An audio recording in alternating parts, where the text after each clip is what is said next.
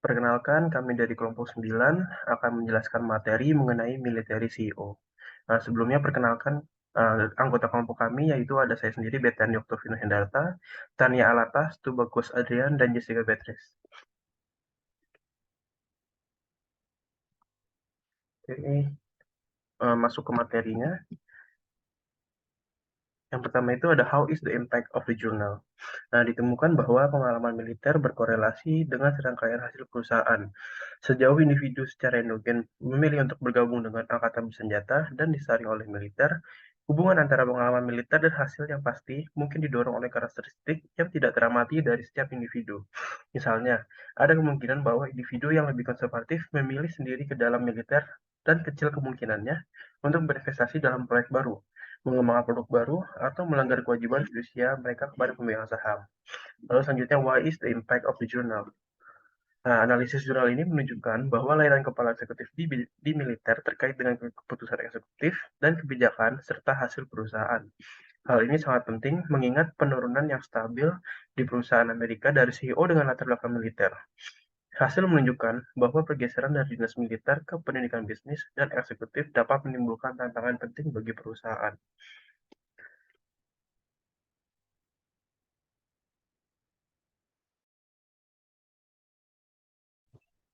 Baik, selanjutnya nama saya Jessica Beatrice dan saya akan menjelaskan tentang main content of the journal.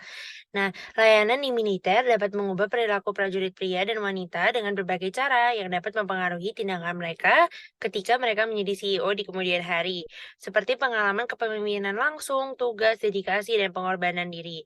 Namun, bukti dari disiplin tidak memberikan prediksi yang jelas tentang bagaimana dinas militer mempengaruhi pengambilan keputusan individu di kemudian hari.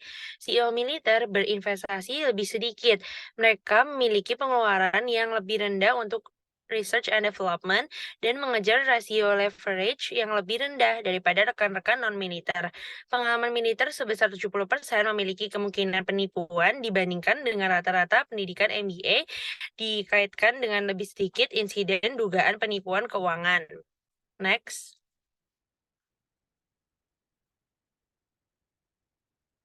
Selanjutnya saya akan menjelaskan tentang lesson military service leadership. Militer menawarkan kesempatan awal untuk memperoleh pengalaman kepemimpinan langsung yang tidak dapat ditemukan di dunia korporat atau pada tahap awal yang serupa dalam karir orang.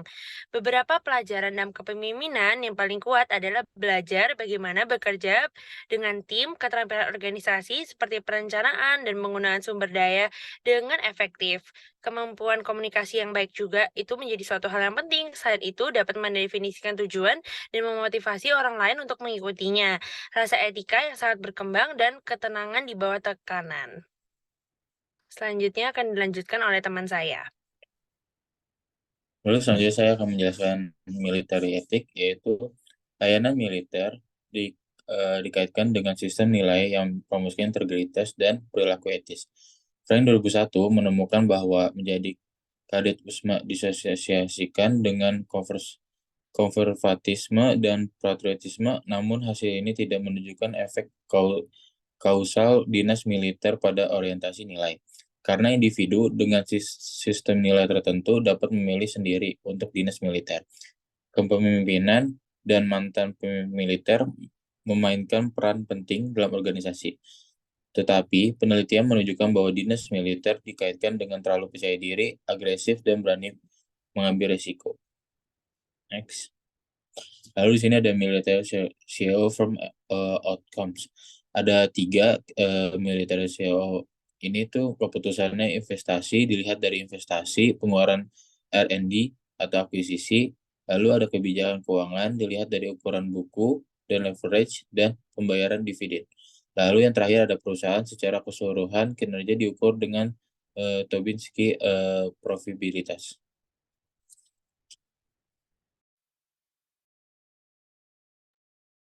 Ya, selanjutnya ada industry distress. Berdasarkan artikel, CEO military mengungkapkan bahwa CEO militer dikaitkan dengan penilaian yang lebih tinggi dibandingkan Master Business Academy.